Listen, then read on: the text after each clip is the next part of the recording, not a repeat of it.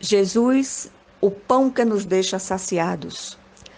Declarou-lhes, pois, Jesus: Eu sou o pão da vida, o que vem a mim jamais terá fome, e o que crê em mim jamais terá sede. João 6,35.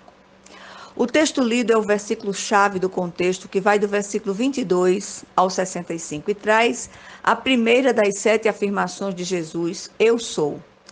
Aqui ele se apresenta como o pão da vida, o único alimento capaz de matar a fome de Deus no coração do homem.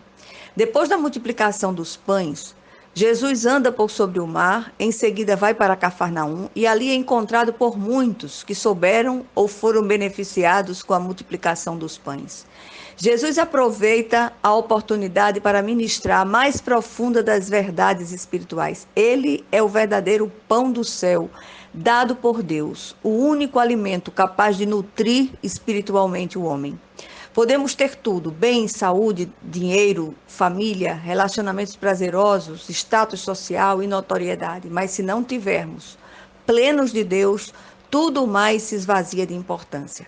A fome espiritual do homem só pode ser saciada pela presença do Cristo, o pão vivo que veio do céu. Em todas as épocas encontramos os que procuram Deus pelo pão que perece, os milagres. Esses vivem à cata de sinais e prodígios. Na verdade, a grande maioria dos que procuram as igrejas o fazem exatamente por causa disso. O grande engano aqui é achar que é possível ser saciado da fome existencial se obtiver êxito no que se deseja ter. Infelizmente, a nossa carnalidade não tem permitido que busquemos ao Senhor pelo que Ele é. Todos nós queremos resultados imediatos, respostas, saídas, milagres que nos livrem do sofrimento. Fomos alcançados pela graça de Deus muito mais para abençoarmos a outros que para ser abençoados. Esquecemos que a maior de todas as bênçãos já recebemos, a salvação em Cristo Jesus. O mais de que tivermos necessidade real nos será acrescentado. O texto nos revela pelo menos 4 verdades. Muitos buscam o Senhor apenas pelo pão que perece. Jesus fala do verdadeiro pão que veio do céu e alimenta para a vida eterna. Jesus se revela como esse alimento celestial. E todo o que experimenta esse pão do céu é vivificado por ele. Os incrédulos buscam sinais e prodígios, mas o Senhor adverte: bem-aventurados os que não viram e creram. Jesus falava de coisas e valores espirituais, mas a maioria dos seus ouvintes não compreendia, porque seus sentidos estavam voltados às necessidades terrenas. Em um lugar de extrema pobreza, era de se esperar que todos fossem procurá-lo, sobretudo os que se fartaram com a multiplicação dos pães. Mesmo sabendo dessa realidade social, Jesus não perde a oportunidade de exortá-los. De modo nenhum eles foram estimulados por ele a continuar aquela busca superficial por algo perecível. Precisamos aprender a buscar a comida que subsiste para a vida eterna. Hoje, infelizmente, se estimula a busca do pão que perece em troca de templos lotados. Busquemos ao Cristo vivo, busquemos a Ele, por Ele, e tudo mais de que precisarmos realmente nos será acrescentado. O marketing dos milagres tem ganhado mais e mais adeptos que continuam mais e mais famintos de Deus e vazios espiritualmente. Aqui mesmo, neste contexto, recebemos a revelação que a obra de Deus é crer naquele que por ele foi enviado, Jesus Cristo. O verdadeiro alimento foi dado por Deus, não por Moisés.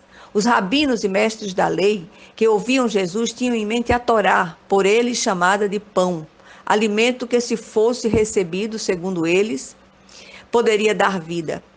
O maná dado no deserto era apenas uma prefigura. Era apanhado uma porção para cada dia, de acordo com o número dos membros da família.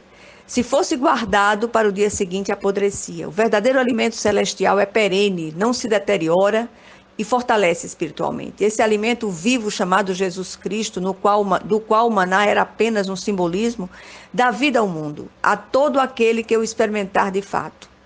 Os ouvintes, com os sentidos voltados para as coisas terrenas, pediram: Senhor, dá-nos sempre deste pão.